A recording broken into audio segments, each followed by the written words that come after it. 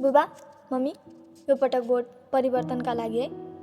बुबा, हिजो सडकमा देखिएको आगो उदण्डता होइन, त्यो त पीडा हो जुन वर्षौँदेखि युवाको छातीमा थुनिएको थियो। त्यो त आक्रोश हो, देशले आफ्नै युवालाई खाइरहेको देखेर उठेको आगो। आमा, हामी चिच्याइरहेका छौँ किनकि हामी चुप बस्दा बस्दा यो देशले हामीलाई सुन्नै छोडिदियो। आज नेपालमा डिग्री भएको युवाहरू बेरोजगार छन्, इमान्दार मान्छेहरू पछाडि छन् र देशलाई बेचेर खाने भ्रष्टाचारीहरू सत्तामा छन्। चिन्जान भएको मान्छे सबैभन्दा अगाडि छ। हो, यही कारणले हामीलाई सडकमा ल्याएको।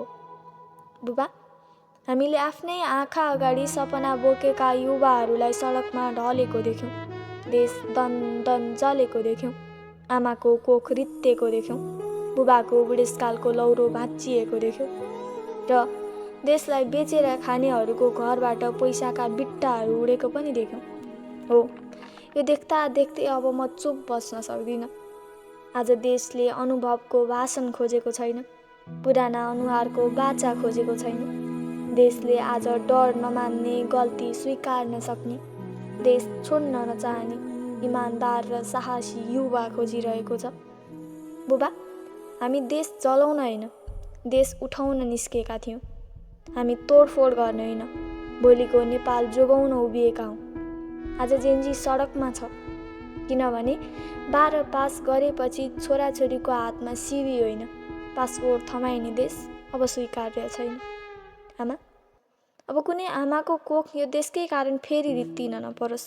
बुबा, कुनै बाबुले रोजगारी खोज्दै परदेश गएको छोरोको कफिन कोर्न नपरोस्।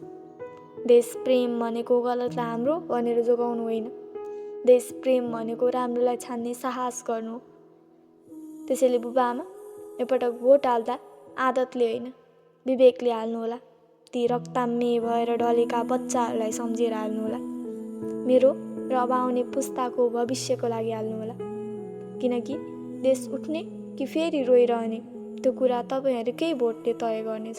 त्यसैले बिन्ती छ बुबा, एकपटक भोट परिवर्तनका लागि हाल्नुहोला।